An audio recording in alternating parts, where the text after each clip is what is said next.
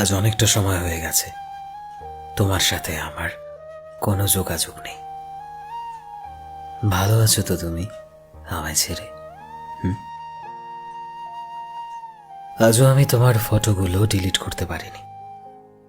Phone থেকে হয়তো আমি সাহসই পাইনি ডিলিট করার। আজও কখনো তোমার কথা মনে পড়লে পুরনো মেসেজগুলো ঘেটে পড়ি আমি। সত্যি বলতে আজও অনেক বেশি মিস করি আমি তোমাকে। যখনই রাত একটু একটু করে বড় হতে থাকে, কিভাবে যেন অজান্তেই আমি তোমার কথা ভাবতে শুরু করে দিই।